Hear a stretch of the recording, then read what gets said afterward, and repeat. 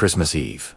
The city lights were twinkling, and snow was gently falling outside the window. At a high-end restaurant, a woman named Aria sat alone, her elegant demeanor attracting many glances. She was the CEO of a massive corporation, a billionaire.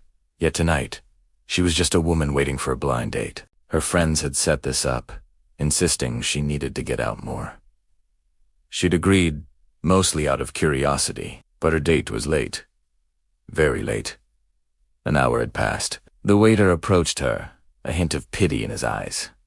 "Ma'am, would you like to order first? Or perhaps your date is not coming." Arya smiled politely. "I'll wait a little longer. Thank you." She wasn't angry, just a bit disappointed. Maybe this was a sign. Maybe her life was meant to be just about work.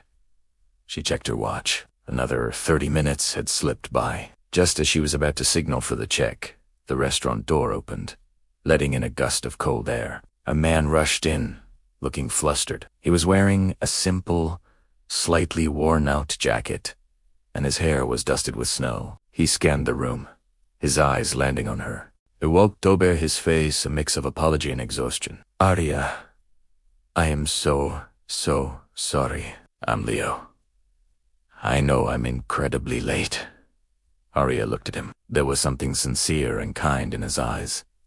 "It's all right," she said, her voice softer than she intended. "Please, sit down." As Leo caught his breath, he began to explain.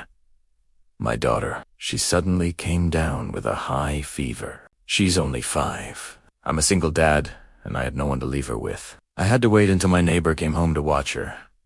I almost didn't come. I felt so bad making you wait, but I really wanted to meet you."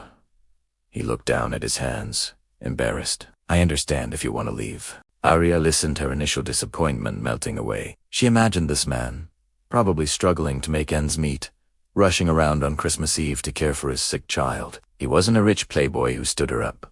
He was a father, a responsible, loving father. That was a quality no amount of money could buy. A fever on Christmas Eve. That's tough. "Is she going to be okay?" she asked, her tone filled with genuine concern. Leo's face softened. "The doctor said it's just a bad cold. She should be fine with some rest. Thank you for asking." He finally seemed to relax a little. "I feel terrible. This must be the worst first impression ever." Arya laughed, a real, warm laugh that surprised even herself. "Actually," she said, "it might be the best." They started talking, and the conversation flowed easily. Leo spoke about his daughter, Lily, with so much love and pride. He talked about his small carpentry business, the joy he found in creating things with his hands. He was humble, funny, and incredibly genuine. Arya found herself completely captivated. For the first time in years, she wasn't CEO Arya, the billionaire. She was just Arya, a woman enjoying a conversation with a kind man. She didn't talk about her company or her wealth. She talked about her love for old books, her failed attempts at gardening, and her dream of one day traveling the world without a schedule. Leo listened intently, his eyes never leaving hers. As the restaurant prepared to close, they were the last ones there. Leo insisted on walking her to her car, even though his own was parked blocks away to save on parking fees. Under the snowy sky, he turned to her.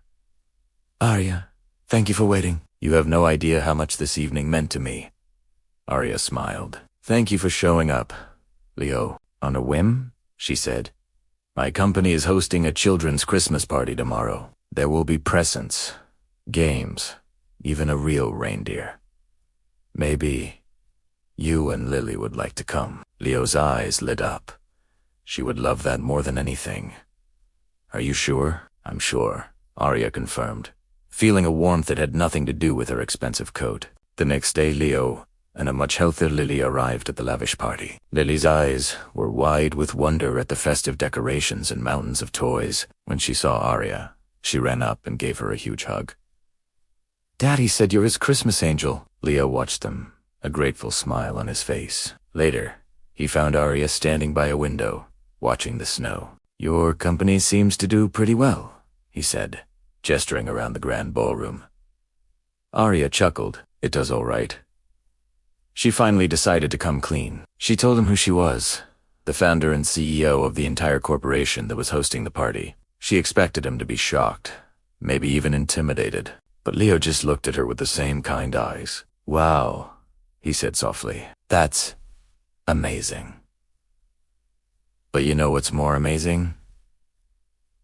You waited. You, a billionaire, waited an hour and a half for a poor single dad who was late. You listened to me talk about my daughter and my little workshop. You're still just Arya. To me in that moment, Arya knew she'd found something priceless. Not in her bank account, but in the heart of a good man.